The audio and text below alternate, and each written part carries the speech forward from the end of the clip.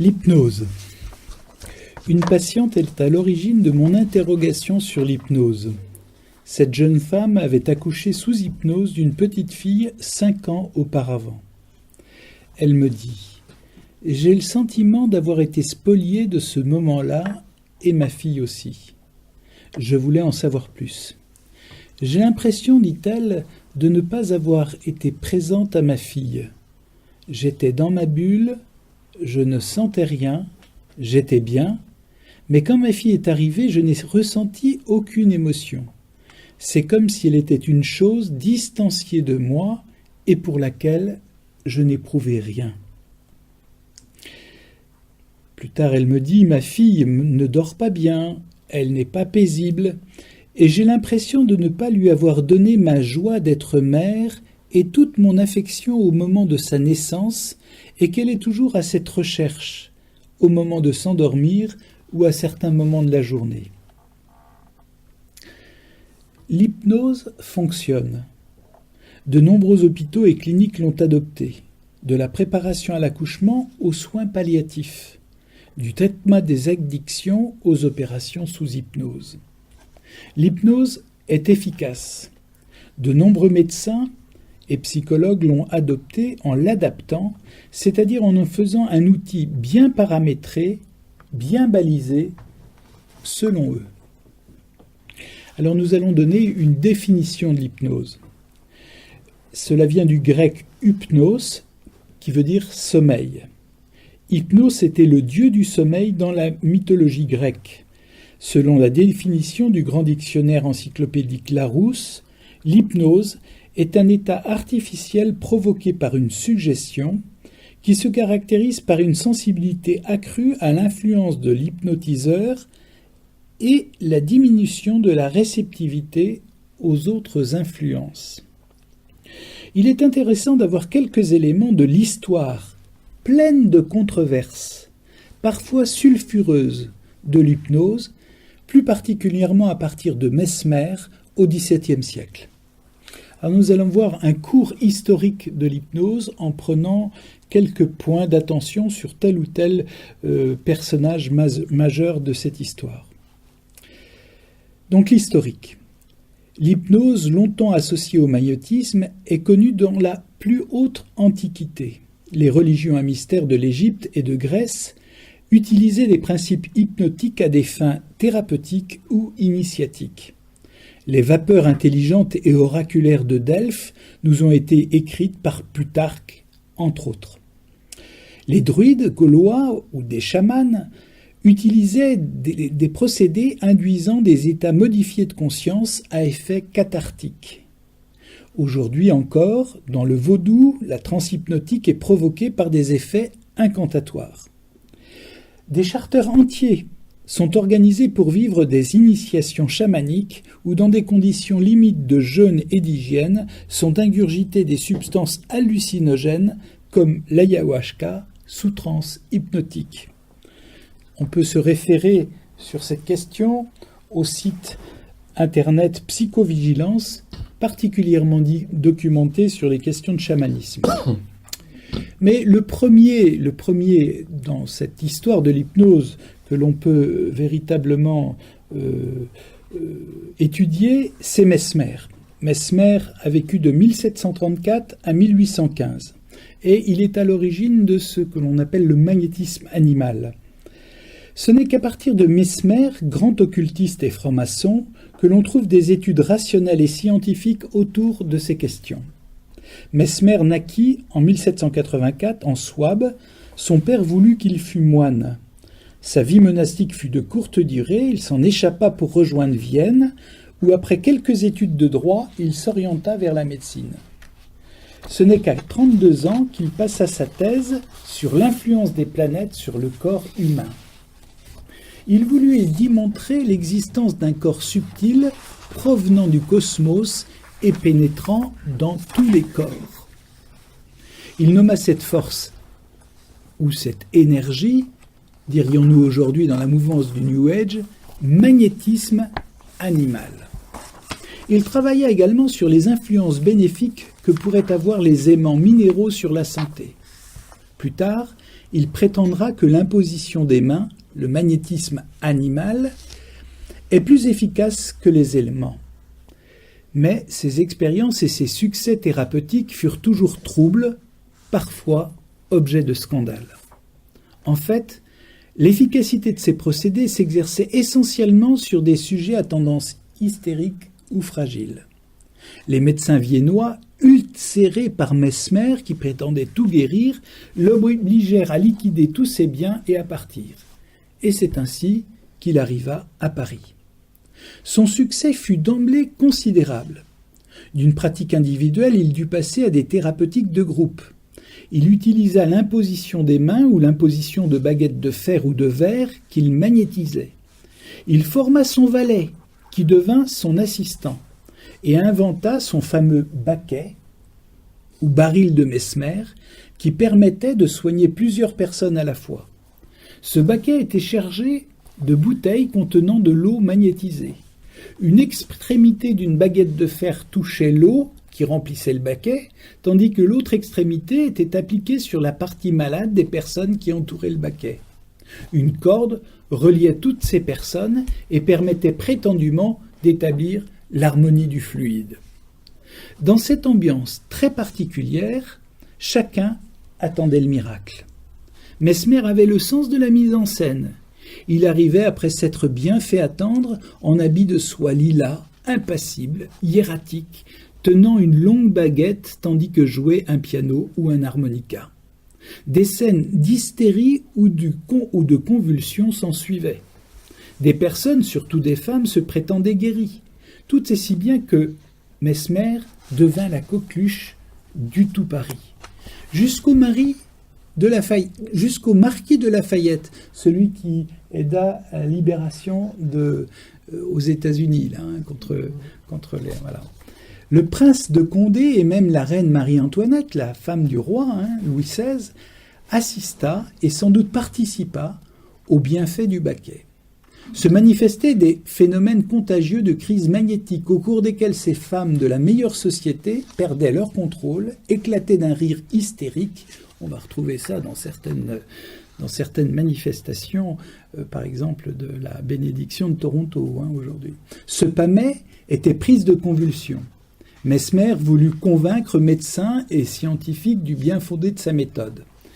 Le roi Louis XVI lui-même, intrigué par ce battage, initia 2 commissions d'enquête, l'une comprenant des médecins prestigieux comme Salin et Guillotin. Le Guillotin, vous voyez son nom, c'est celui qui a inventé la guillotine après. Et des scientifiques de grand renom comme Franklin, vous savez, c'est l'inventeur, je crois, du paratonnerre. Voilà, Bailly et Lavoisier, qui était aussi un chimiste. L'autre uniquement médical, composé des membres de la Société royale de médecine. C'est dire le retentissement que prit cette affaire dans les années 1780.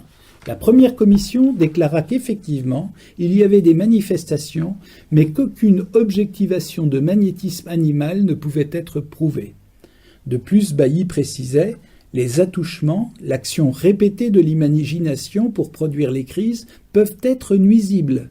Le spectacle de ces crises est dangereux et que par conséquent, tout traitement public où les moyens du magnétisme sont employés ne peut avoir à long terme que des aspects funestes. » La deuxième commission concluait « Les effets produits par ces prétendus moyens de guérison sont tous dus à l'imagination et à l'imitation. » Mesmer était furieux, il dut de nouveau partir, il se retira à Mersbourg ou au bord du lac de Constance où il mourut en 1815.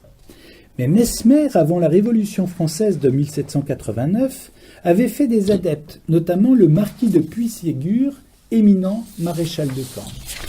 C'est là que nous allons voir Armand Marie-Jacques de Chastenay, marquis de Puységur, né en 1751, mort en 1825. Il fut disciple de Mesmer, tout comme ses 2 frères, et le marquis de Puységur s'appliqua à cerner les effets thérapeutiques. Il remplaça le baquet par un arbre. Des cordes suspendues aux branches et enroulées autour du corps des patients étaient censées distribuer le fluide vital guérisseur. Vers 1784, il redécouvrit que ce que l'on appelait à cette époque l'état somnambulique était induit par les suggestions de l'initié.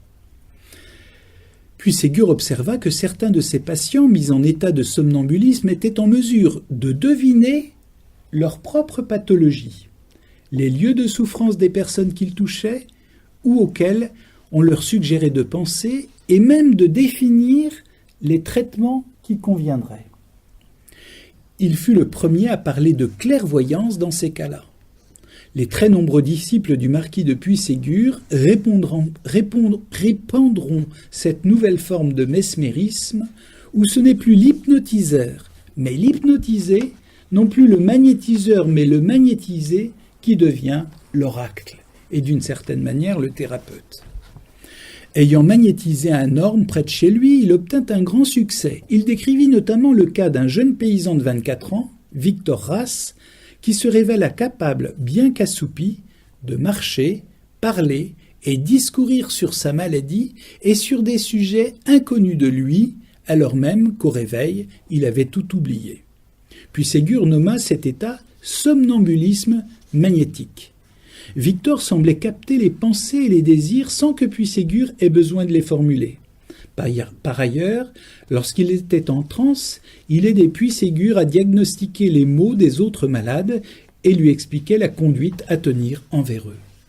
On parlera de lucidité magnétique pour qualifier la clairvoyance des somnambules sur leur propre maladie, sur celle des autres et sur les remèdes qui leur conviendraient. Malgré la renommée qu'il atteignit et tout le prestige de ses travaux, l'Académie finit par conclure à la non-existence de ces phénomènes de clairvoyance. Ensuite, nous avons le baron du Potet,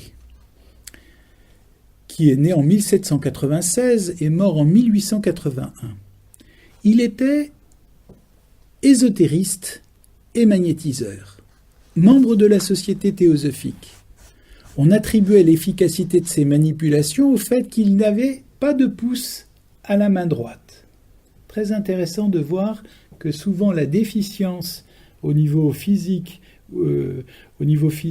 va entraîner des clairvoyances ou des capacités à partir de l'organe inexistant ou déficient. Qu'est-ce en effet que le sommeil somnambulique, nous dit M. Dupotet ? Un résultat de la puissance magique et qui détermine ses attractions, ses penchants subis, ses fureurs, ses antipathies, ses crises, ses convulsions que l'on peut rendre durables. Si ce n'est le principe même employé, l'agent très certainement connu des hommes du passé, ce que vous appelez fluide nerveux ou magnétisme, les anciens l'appelaient puissance occulte ou de l'âme, suggestion, envoûtement. Il écrit cela dans La magie dévoilée, ou principe de science occulte. La magie est fondée sur l'existence d'un monde mixte placé en dehors de nous et avec lequel nous pouvons entrer en communication par l'emploi de certains procédés et de certaines pratiques. Qu'un élément inconnu dans sa nature secoue l'homme et le torde, comme l'ouragan le plus terrible fait du roseau, qu'il le lance au loin, le frappe en 1000 endroits à la fois, sans qu'il lui soit permis d'apercevoir son nouvel ennemi et de parer ses coups. Que cet élément ait des favoris et semble pourtant obéir à la pensée, à une voix humaine, à des signes tracés, voilà ce que l'on peut concevoir, voilà ce que la raison repousse, voilà ce que j'ai vu, et je le dis résolument, ce qui est pour moi une vérité à jamais démontrée. On a là une caractéristique d'une définition de ce que pourrait être l'occultisme. J'ai senti les atteintes, dit-il encore, de la redoutable puissance un jour, entouré d'un grand nombre de personnes, cette force évoquée, un autre dirait « ce démon » agita tout mon être, et mon corps, entraîné par une sorte de tourbillon, était malgré ma volonté contraint d'obéir et de fléchir. Le lien était fait, le pacte consommé, une puissance occulte venait de me prêter à mon secours, et s'était soudé avec la force qui m'était propre et me permettait de voir la lumière. C'est dans ce nouveau milieu que l'âme trouve l'ennemi, mais aussi les affinités nouvelles qui donnent la puissance. Tout ce qui se fait ainsi a un caractère surnaturel et l'est véritablement. Donc nous retrouvons tous ces éléments-là, donc magie dévoilée et principe de science occulte du baron du Potet. Ce fascicule était réservé aux initiés et Dupotet le cédait contre une somme énorme de 100 francs or et le serment par écrit de ne pas communiquer ou de ne pas en révéler les secrets. Alors, ce livre contient des opérations magiques, voilà. Devant la multiplication des personnes qui s'adonnaient à ces pratiques et la foule des curieux et des malades qui se pressaient pour vivre des miracles, en 1826, l'Académie royale de médecine demanda une enquête sur le magnétisme animal. Le docteur Laennec, l'inventeur du stéthoscope, était pressenti pour présider la commission. Malade, il ne put diriger cette recherche. Son acuité clinique n'aurait certainement pas permis ce rapport d'enquête favorable établi par un certain Husson, acquis à la cause, qui accumula les expériences les plus spectaculaires de somnambulisme et de clairvoyance, de prévision et même de lecture, tenez-vous bien, les yeux bandés. Mais 10 ans plus tard, en 1837, l'Académie demanda une nouvelle enquête qu'elle confia à Dubois selon des critères d'évaluation plus rigoureux. Cette enquête mit en doute l'ensemble de la réalité objective des phénomènes observés.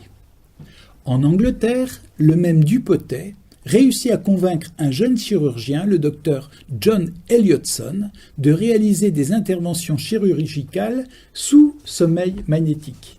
Il dut démissionner de sa charge professionnelle et des hôpitaux dans lesquels il exerçait devant les invectives et les pressions de ses confrères à l'époque. Il créa 2 cliniques à Édimbourg et Dublin qu'il appela les Mesmeric Hospital, donc du nom de Mesmer. Ensuite, nous retrouvons Charles Lafontaine, né en 1803, décédé en 1892. Après avoir renoncé à une carrière d'acteur, vous voyez ce lien qu'il y a toujours entre les représentations quasi théâtrales du magnétisme et la volonté d'en faire quelque chose de thérapeutique. Après avoir renoncé à une carrière d'acteur, il participa aux expériences du marquis de Puységur et devient un célèbre magnétiseur itinérant. La Fontaine, qui n'est pas naturellement celui des fables, faisait des démonstrations publiques de magnétisme et de somnambulisme en Angleterre. La Fontaine disait expressément que les phénomènes magnétiques pouvaient s'obtenir avec la volonté, mais aussi sans la volonté, ou même contre la volonté. Le 9 avril 1869, La Fontaine fut condamné à 2000 francs d'amende pour calomnie pour avoir fait paraître dans son journal une brochure sous le titre « Un scandale médical » mettant en cause le médecin Auguste Ladet qui dénonçait ces pratiques. Un jour, un dénommé James Braid vint à une de ces représentations avec la volonté, lui aussi, de démontrer les supercheries. Mais James Braid, né en 1795, mort en 1860, a été, je pense, le premier à employer le mot même d'hypnotisme. Il fallut 3 séances, juste 3 séances, pour que Puységur convainquît Braid de la réalité des états modifiés de conscience que certaines techniques pouvaient provoquer. Braid voulut isoler l'aspect magique de la théorie fluidique et de l'aspect représentation théâtrale. On attribue souvent et abusivement à Braid l'invention du terme hypnose dans son livre Neurypnologie, traité du sommeil nerveux ou hypnotisme qu'il publia en 1843. En réalité, le terme avait été utilisé par le baron Étienne Félix Denain de Cuvilliés en 1819. Dans son livre, Braid essaya de se différencier des travaux des magnétiseurs imaginationnistes tels qu'Alexandre Bertrand. Il remplaça leur méthode d'induction visuelle par fixation de l'attention de la main sur la main tendue du magnétiseur par la fixation de l'attention sur un objet brillant. Vous voyez, il faut toujours détourner l'attention dans les cas de travail d'hypnose. Il utilisa cette méthode notamment pour obtenir l'anesthésie lors d'interventions chirurgicales. Il observa que tous les sujets n'avaient pas la même sensibilité et que les états provoqués vont de la simple rêverie jusqu'au sommeil profond, avec absence totale de connaissance et de volonté. À ceux qui lui objectaient que l'hypnotisme était immoral, Brett déclarait que l'état hypnotique ne peut se déterminer ni se produire dans aucune de ces périodes sans le consentement de la personne opérée. Ce qui va à l'encontre de ce que disent d'autres, que l'on peut hypnotiser avec, sans ou contre la volonté. Nous retrouvons ces mêmes arguments aujourd'hui afin d'obtenir le consentement à se faire hypnotiser. Pourtant, Bertrand, grand magnétiseur, avouait déjà en 1826 qu'il magnétisait quelquefois sans même le vouloir. Il y a d'ailleurs de nombreux cas de gens hypnotisés malgré eux. Une lutte opposa bientôt les partisans du magnétisme animal, explication physiologique, aux animistes, convaincus de l'importance des aspects psychologiques. Il énonçait une théorie neurophysiologique selon laquelle l'hypnose était induite par la fixation visuelle. À noter que plus tard, il admit aussi l'importance de la suggestion verbale. Vous voyez, il y a plusieurs techniques d'hypnose. Ambroise-Auguste Liébaud, 1823-1904. La suggestion verbale et son comparse Hippolyte Bernheim, 1837-1919. Professeur à l'université de Nancy, Bernheim fut chargé de démasquer Liébaud et ses procédés. Mais convaincu de la réalité des guérisons obtenues par ce dernier, il entreprit à Nancy de nombreux traitements sur la base de la suggestion. Liébaud, devenu son ami, vint ensuite le rejoindre. Liébaud fonda alors avec Bernheim l'école de Nancy. Il soigna surtout de pauvres gens en les endormant et en leur ressassant des suggestions. Pas de diagnostic, pas d'examen préalable, mais des guérisons en foule. Voilà ce que le docteur Bernheim disait du docteur Liébaud. Il endort par la parole, il guérit par la parole, il met dans le cerveau l'image psychique du sommeil, il cherche à y mettre l'image psychique de la guérison. La suggestion peut en effet réaliser de la douleur, de l'anesthésie, de la contracture, de la paralysie. Si elle peut créer ainsi de toutes pièces des troubles fonctionnels, il est logique de penser qu'elle peut aussi atténuer, voire faire disparaître des troubles existants, puisqu'elle est capable de neutraliser une douleur réelle provoquée expérimentalement. Il est très probable qu'elle peut neutraliser les phénomènes douloureux provoqués par une maladie.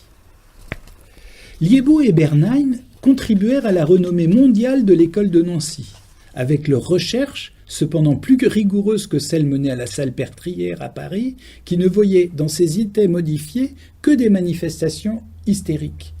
Cependant, le docteur Liébaud croyait toujours à une force magnétique animale agissant indépendamment de la suggestion.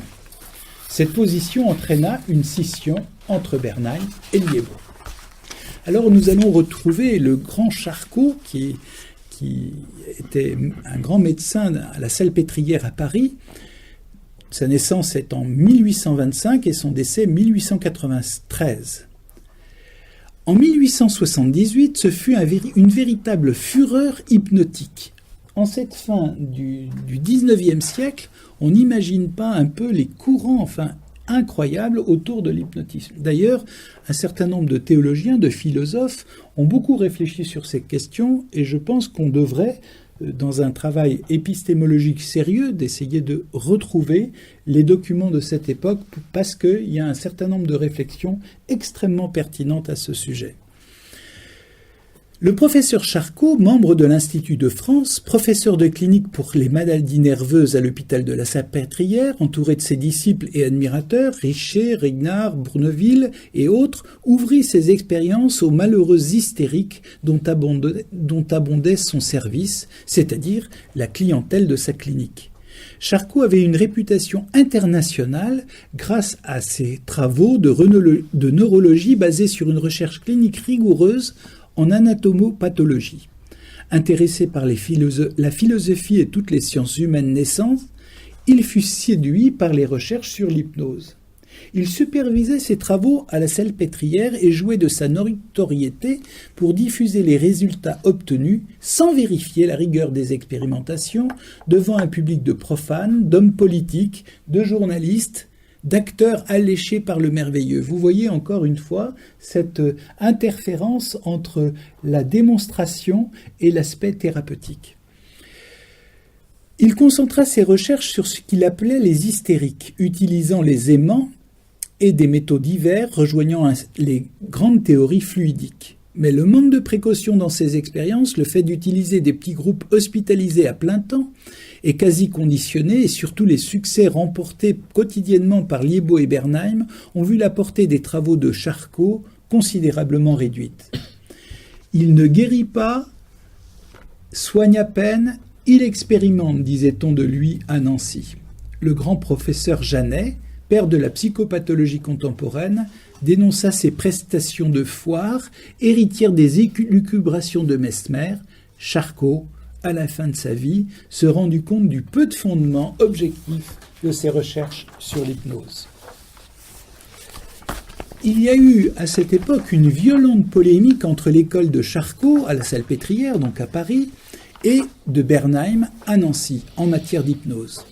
Pour l'école de la Salpêtrière, un individu hypnotisable est souvent un hystérique, soit actuel, soit en puissance, et toujours un névropathe, c'est-à-dire un sujet à antécédents nerveux héréditaires susceptible d'être développé fréquemment dans le sens de l'hystérie par les manœuvres de l'hypnotisation.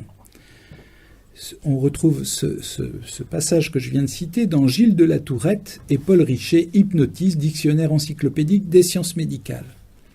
Charcot prétendit décrire des stigmates fixes et non simulés chez les hystériques, en utilisant une hypnose elle-même conçue comme étant un état spécifique et objectivable.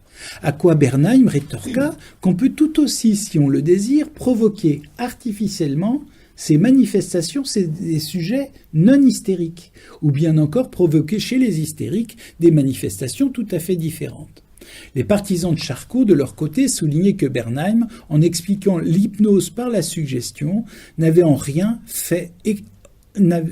fait rien expliqué des causes du phénomène hypnotique. Donc vous voyez, à travers ces grandes écoles-là, finalement, personne ne sait ce qui se passe, pour faire court. Il y a des phénomènes que l'on peut observer, mais on ne sait pas comment ça fonctionne. Pour résumer un peu de manière un peu lapidaire. Cependant, Pierre Janet, donc un des grands neurophysiologues, des grands psychopathologue au début fin du 19e, début du 20e. Pierre Janet, j'aime bien une de ses citations qui dit « On ne pense pas avec sa tête, on pense avec tout son corps ». Ce sont des personnes qui avaient une culture globale très importante. Voilà. Mais Pierre Janet, malgré ses critiques à l'égard de Charcot, continuait à s'intéresser à l'hypnose. Il définit précisément ce qu'aujourd'hui nous pourrions assimiler à des emprises mentales que des mentalistes, thérapeutes véreux et gourous de tout poil, arrivent à maîtriser parfaitement. Ce qui est curieux, ce qui constitue la découverte essentielle faite par les magnétiseurs et les hypnotiseurs, c'est que nous pouvons d'une manière artificielle, grâce à certains procédés qui reproduisent la fatigue et l'émotion, amener expérimentalement cette dépression momentanée et l'utiliser pour faire naître les impulsions que nous désirons.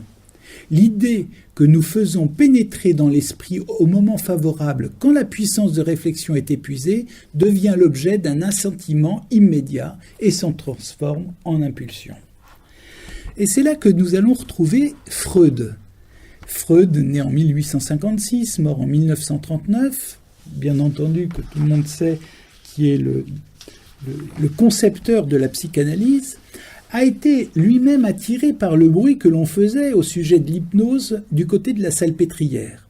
Et il vint passer 6 mois dans le service de Charcot, puis passa l'été 1889 à Nancy pour y rencontrer Bernheim et Liébaud. Donc il n'y a pas été simplement en touriste, il a véritablement voulu savoir ce qu'était l'hypnose. Il traduisit même les livres de Charcot et de Bernheim en allemand. Il utilisa également l'hypnose, puis l'abandonna pour différentes raisons.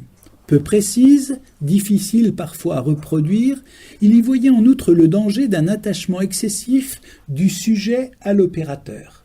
Un attachement excessif du sujet à l'opérateur. Freud se rappela de l'histoire vécue par le docteur Breuer, neuropathologue viennois, qui avait hypnotisé une malade, Bertha Pappenheim, belle, jeune, jolie, mais anorexique et hystérique, présentant de multiples autres symptômes. Sous transe hypnotique, elle révéla les émotions qui étaient à l'origine de ces troubles, celui qui lui permit ensuite de mieux vivre. Breuer venait de découvrir le mécanisme de refoulement. Grâce à l'abaissement du niveau de conscience provoqué sous hypnose, des souvenirs refoulés émergeaient. Cependant, un peu plus tard, Breuer rendit visite à sa patiente qu'il croyait guérie. Celle-ci lui fit une déclaration d'amour des plus démonstratives. De plus, elle montra tous les signes d'une grossesse qui était le fruit de son imagination. Le phénomène de transfert, si important dans la psychanalyse, allait être élaboré suite à cette observation. En voici la définition donnée par Roger Mauge, spécialiste de Freud. Le transfert est un phénomène dans lequel le malade reporte sur l'analyste des sentiments, des attitudes qu'il a eues autrefois dans des moments qu'il est maintenant en train d'évoquer pendant les séances d'analyse. Ce peut être un sentiment amoureux, mais aussi hostile, un violent ressentiment également par exemple. Ainsi Freud devint de plus en plus prudent en ce qui concerne l'hypnose, se méfiant des phénomènes de transfert qu'elle pouvait susciter. Il en va même à considérer la suggestion hypnotique comme un acte magique pouvant aller jusqu'à un viol psychique. Il constata que la disparition des symptômes d'appel était souvent suivie de nouveaux symptômes de substitution. Cependant, cette relation particulière entre hypnotiseur et hypnotisé constitua la base de ses futurs travaux, mais il étudia un mode d'exploration psychique très différent qu'il appela la psychanalyse. En cette fin du XIXe siècle, le père allemand de la psychologie scientifique, Wilhelm Wundt, a condamné la pratique de l'hypnose dans Hypnotisme et suggestion, publié en 1892, en déclarant que selon lui, hypnotisme et occultisme sont étroitement liés. Hypnotisme et occultisme sont étroitement liés. Cette perspective d'un scientifique de la fin du XIXe, particulièrement représentative de toute une connaissance psychologique de cette fin du XIXe, est tout à fait intéressante à signaler parce que nous allons la retrouver de ce que nous allons développer par la suite. Dans ce livre, il déclara également que les suites fâcheuses que laisse après elle l'attitude de l'hypnose se manifestent dans l'amoindrissement de la résistance nerveuse et morale. Alors on va retrouver un neurologue éminent qui s'appelle Joseph Baminski. Alors je vais relater une petite expérience que quand on fait de la kinésithérapie ou les internes en médecine connaissent bien le réflexe de Babinski, qui est quand on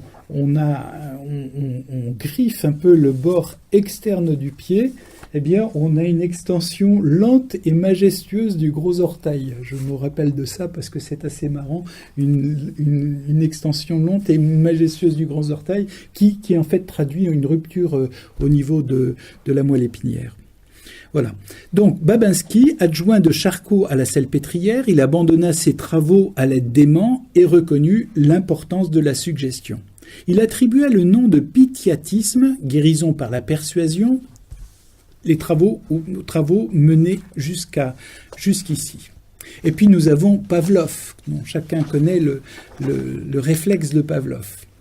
Ce physiologiste russe, pour ce physiologiste russe, l'hypnose occupa au départ une grande place dans ses études sur les réflexes conditionnés, études qui vont le rendre célèbre. L'hypnose était pour lui un état physiologique différent de l'état de veille et de sommeil. Puis nous avons aussi Pierre Janet, donc la régression hypnotique. Janet continua de penser que l'hypnose ne présentait que peu de danger, mais aussi peu d'efficacité. C'était en pratiquant la régression sur des sujets placés sous hypnose qu'il fut amené à la découverte de la méthode que l'on nommera plus tard cathartique en psychanalyse et qui consiste à rappeler dans la conscience des souvenirs refoulés. Nous savons aussi que ces techniques cathartiques qui permettent de ramener à la conscience des souvenirs refoulés n'est pas sans danger et peut être à l'origine de ce que l'on appelle les faux souvenirs induits. Émile Coué. Alors tout le monde connaît la méthode Coué. Voilà. Donc Émile Coué est né en 1857 et est mort en 1926. Il est à l'origine de l'autosuggestion consciente. Au début du XXe siècle, Émile Coué, pharmacien nancéen, donc vous voyez, il avait été aussi du côté de l'école de Nancy et d'hypnose, s'intéressa lui aussi à l'hypnose et suivit les cours de l'école nancéenne donnée par le docteur Liébaud. Il étudia les effets de l'imagination sur la guérison, ce qu'on appelle aujourd'hui l'effet placebo. Il développa alors sa propre méthode basée sur la primauté de l'imagination sur la volonté. Imagination elle-même influencée par des suggestions appropriées. La célèbre méthode Coué se répandit dans tout le monde occidental et il fut reçu à New York avec les honneurs d'un libérateur. On peut considérer que sa méthode d'auto-persuasion est à l'origine de la pensée positive. On va retrouver de multiples auteurs qui nous viennent d'outre-Atlantique sur cette question de la pensée positive. C'est-à-dire, votre pensée est capable d'améliorer tous les secteurs de votre vie. Ensuite, nous avons Roger Schutz. Schutz, qui est né en 1884, mort en 1970, et qui est à l'origine du training autogène de Schutz. Pour Schutz, l'entraînement autogène, ou méthode de relaxation par autodécontraction concentrative, doit être comprise comme un entraînement à l'auto-hypnose qui permet une réduction des tensions et du stress. Ayant remarqué que certains patients parvenaient facilement, après avoir été hypnotisés, à replonger seuls en transe hypnotique, il en arriva à développer une méthode de relaxation qui reproduit cet état. Cette méthode se décompose en 5 phases. Pesanteur, chaleur, organique, concentration sur le cœur et sur la respiration. Chacune de ces phases doit être parfaitement acquise avant de passer à la suivante. Il y a 2 types de méthodes de relaxation. Il y a des méthodes de relaxation comme celle de Schutz qui sont à point de départ mental et où on essaye d'impulser mentalement ce que le corps doit ressentir. Et c'est ainsi qu'on va d'abord faire penser mentalement que son bras est lourd. Et au bout d'un certain temps, effectivement, il va devenir si lourd qu'on va avoir l'impression de ne pas pouvoir le décoller. Et ensuite, vous voyez, ce sont des techniques de relaxation à point de départ mental.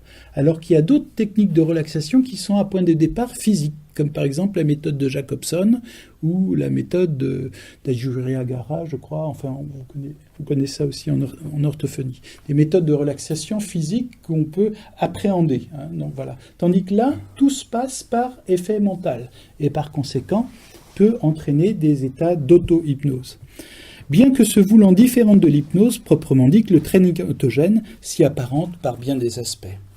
Alors ensuite, là, véritablement, on rentre dans l'hypnose contemporaine, celle qui est revendiquée aujourd'hui, en tout cas qui est à l'initiative de beaucoup de formations, de thérapeutes et de médecins. C'est l'hypnose de Milton Erickson, dite l'hypnose ericksonienne.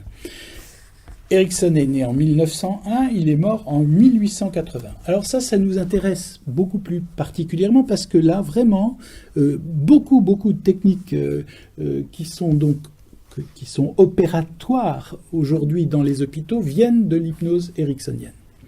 Ce psychiatre américain a renouvelé la pratique de l'hypnose à partir de 1937.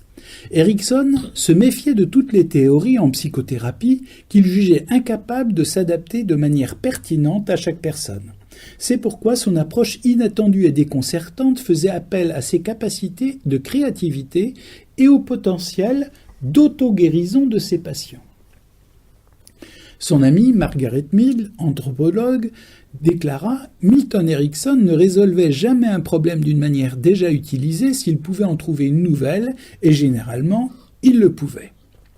Ainsi, il est impossible de théoriser ou d'établir des protocoles des pratiques de l'hypnose ericksonienne. Erickson refusait de faire de la théorie. Sa vie durant, très souvent malade au point de mourir à plusieurs reprises, il ne cessait d'observer avec une grande acuité ce qui se passait dans son corps et hors de son corps. Daltonien, dyslexique, ne pouvant pas distinguer les notes de musique, et de plus poliomyélitique, il percevait le monde et son corps différemment de la majorité des personnes. Il développa un sens intuitif et un esprit d'observation tout à fait extraordinaire, si bien que l'on faisait souvent appel à lui quand il s'agissait d'avoir un diagnostic rapide, notamment pour appréhender les capacités à la résistance psychologique de futurs soldats lors de recrutement de la guerre de 39-45. Cette capacité intuitive, d'ordre médiumnique, se retrouve chez des personnes éprouvées dans leurs capacités visuelles ou auditives, etc. Certains médiums sont capables d'entendre des voix avec leur oreille sourde ou d'avoir des visions avec leur œil aveugle. Ce sont des capacités de prémonition, de clairvision ou de clairaudition palliant au déficit sensoriel. L'aspect magique de certains cas relatés dans les écrits d'Erickson ou de ses élèves ou collaborateurs est pour le moins étonnant si nous n'incluons pas cette possibilité médiumnique, c'est-à-dire se situant en dehors de toute approche rationnelle, objectivable et reproductible. J'ai été, il y a quelques 3 ans, demandé dans un couvent, dans un monastère, parce qu'il y avait un frère de ce monastère qui était intrigué par une personne qui intervenait auprès de l'hôpital pour guérir des brûlés, pour aussi magnétiser un certain nombre de personnes. Et j'ai rencontré pendant plus d'1h30 cette personne qui était aveugle d'un œil et sourde d'une oreille. Et elle avait des capacités de prémonition et de clairvision et de clairaudition à partir de l'œil aveugle et de l'oreille sourde.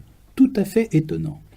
Et par conséquent, elle était dans une sphère de médiumnité et de magnétisme. Et ce qui prêtait encore plus à confusion, c'est qu'elle était pratiquante auprès de ce monastère, et par conséquent, elle entraînait un certain nombre de gens qui venaient dans le monastère pour prier, et elle proposait ses services pour les guérir de telle ou telle chose. Donc vous voyez, encore une fois, on est aux confins de l'occultisme, de la médiumnité, du magnétisme dans certains aspects de cette question sur l'hypnose. Erickson demandait à ses élèves d'appliquer sur eux-mêmes l'auto-hypnose et de bien tout observer. Il indiquait des exercices permettant de modifier, alors là, écoutez bien, donc les portes de la perception, de modifier les portes de la perception. Erickson et Aldous Huxley, vous connaissez Aldous Huxley, l'auteur du Meilleur des mondes, était un des chantres de toute la révolution hippie aux États-Unis, avec toute cette question d'écologie, etc. Et Aldous Huxley et Erickson donc, se sont fréquentés assidûment au début des années 50. Huxley faisait des expériences de modification d'état de conscience en utilisant une substance psychédélique, la mescaline, dans une perspective d'approche soi-disant spirituelle, tandis qu'Erickson faisait l'expérience de transe auto-induite et ensuite il comparait leurs tripes, entre parenthèses, leurs expériences. Il faut savoir donc que c'est l'époque aussi où après, enfin quelques années après, il y a eu toutes les expériences sur le LSD, et donc avec les expériences de Timothy Leary. Et on faisait tout type d'expériences pour précisément ouvrir toutes les portes de la perception. Le livre d'Aldous Huxley, donc The Doors of Perception, les portes de la perception, paru en 1954, est entre autres le résultat de ces recherches croisées entre expérimentation de mescaline de drogue et les expériences que pouvait faire Erickson en état de transe. En creusant un peu sur l'origine de ce titre, Les portes de la perception, nous trouvons la référence au poète sulfureux William Blake, qui est né en 1757, mort en 1827, et qui écrivit un recueil intitulé « Le mariage du ciel et de l'enfer ». Mariage du ciel et de l'enfer.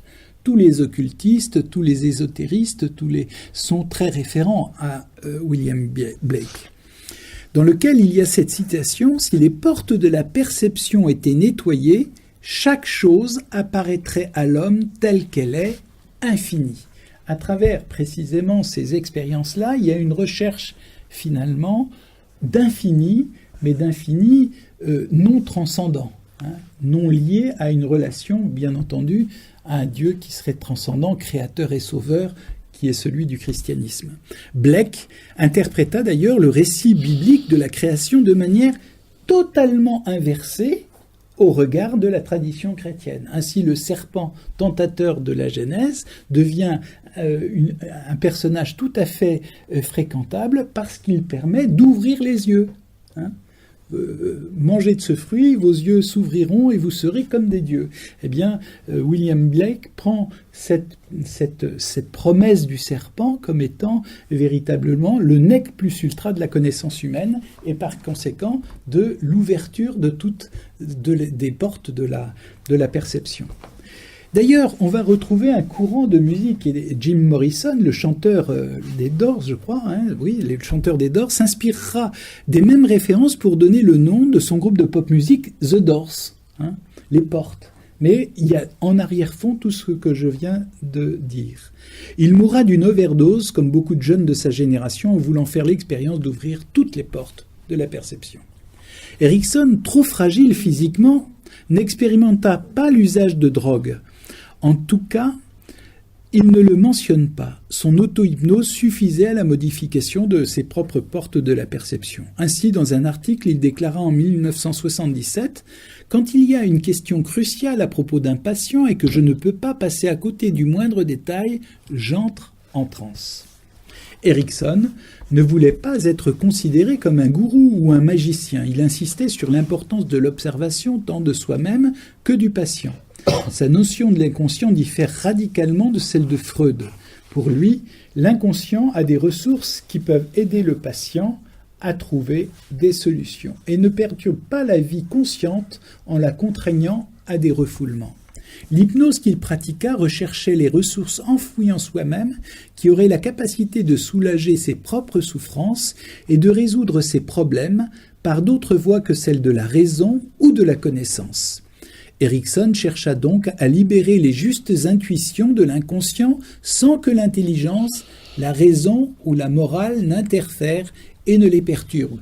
Et on nous retrouve à travers cette phrase, Erikson chercha donc à libérer les justes intuitions de l'inconscient sans que l'intelligence, la raison ou la morale n'interfèrent et ne perturbent, une des phrases clés de tout le New Age, où on va essayer de développer tout ce qui est intuitif, sans raison, sans morale et d'une certaine manière sans intelligence.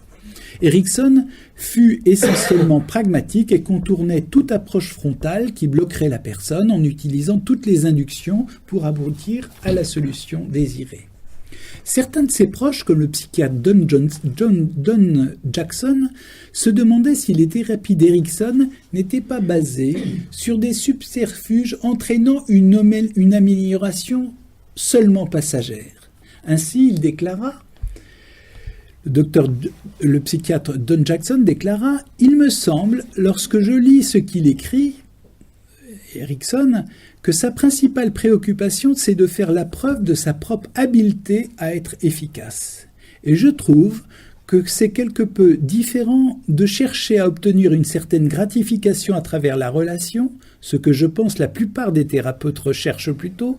Je connais la joie de faire quelque chose de brillant. C'est une magnifique sensation de couper la tête et de la brandir fièrement, mais je ne suis pas sûr qu'avec le temps, précisément ce type de thérapie ou d'approche soit véritablement fondée et suffisamment étayée sur le plan scientifique. Depuis plusieurs années, de nombreuses écoles en France proposent des formations à l'hypnose thérapeutique ou médicale, notamment dans les différents instituts Milton et Erickson. Cependant, cette pratique, comme d'autres techniques thérapeutiques, n'est encadrée d'aucune réelle législation. Richard Bender et John Grinder s'inspireront de cette hypnose ericksonienne pour créer la PNL, ou programmation neurolinguistique, dans les années 70. Donc je vous renvoie au site PNCDS 72, où vous allez retrouver donc un article tout à fait intéressant sur la PNL, ou programmation neurolinguistique. Il faut également mentionner Léon Chertok, psychiatre et psychanalyste français, qui contribua à faire connaître l'hypnose ericksonienne en France et créa un laboratoire d'hypnose expérimentale pour faire reconnaître l'hypnose thérapeutique. Aujourd'hui, l'hypnose ericksonienne est utilisée dans les hôpitaux, ce que je disais tout à l'heure. Certains actes de chirurgie sont pratiqués sous hypnose. Des sages-femmes l'utilisent pour préparer des patientes à l'accouchement. Bon. Alphonse Caicedo.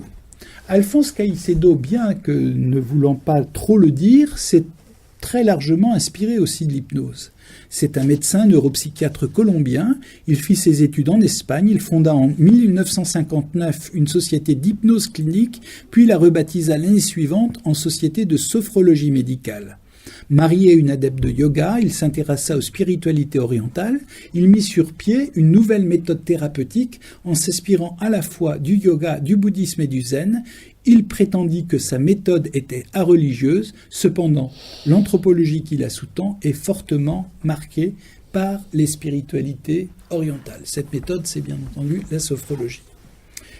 Alors, nous allons terminer par quelques réflexions conclusives à ce stade. Nous en donnerons quelques autres à l'issue de la deuxième partie de ce topo sur l'hypnose. Réflexions conclusives à ce stade. Si les effets de l'hypnose ne sont pas à remettre en cause, bien entendu, on voit bien que quelque chose se passe.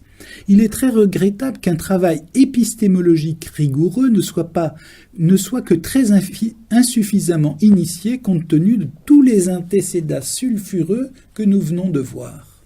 En effet, l'étude approfondie de ses origines historiques, de sa valeur et de sa portée permettrait de prendre du recul et d'éviter de valider trop rapidement une approche séduisante a priori, mais qui pourrait entraîner des effets secondaires non immédiatement visibles. Il est des analyses basées, il y a beaucoup d'analyses sur les techniques d'hypnose aujourd'hui.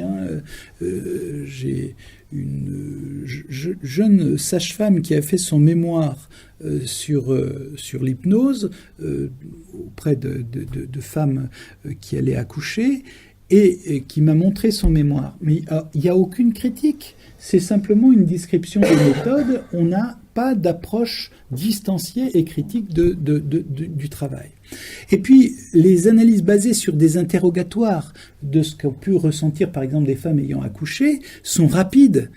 C'est le ressenti de la personne ayant été mise sous hypnose qui, pour la plupart, sont satisfaites sur le coup. Tout le monde est content, et le thérapeute, et le médecin, etc., et la personne, qui ne recherche pas à moyen ou long terme des paramètres comportementaux plus subtils.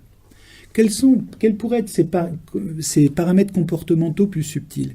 Bien, c'est par exemple une certaine indifférence relationnelle et une dépendance à l'égard de ce type d'approche. Cette indifférence relationnelle, vous savez, je l'ai relatée de mon interrogation première avec cette femme qui avait accouché sous hypnose et qui était indifférente à l'enfant qu'elle venait de mettre au monde, à cette petite fille. Et donc, voilà. Aucun recul sur le plan philosophique ou même psychologique n'est envisagé. Nous sommes là dans la validation au vu de la performance immédiate. Et une vraie question se pose. Dissocier soma, c'est-à-dire le corps, et psyché. Dissocier soma et psyché de manière induite, même pour un temps, ne serait-ce pas entraîner des effets secondaires non encore évalués ? Indifférence à la souffrance, indifférence au pâtir et au compatir, indifférence à l'autre. Et tout cela se fait à bas bruit, puisque précisément rien n'est ressenti. Sur le plan éthique, la mise en dissociation somatopsychique d'une personne n'entraîne-t-elle pas d'autres distorsions sur le plan de la vie affective, voire de la vie spirituelle ? Il n'est pas inutile de se poser ce type de questions qui ne sont pas à l'ordre du jour dans les approches médicales et psychologiques visant avant tout l'objectivation d'une efficacité immédiate.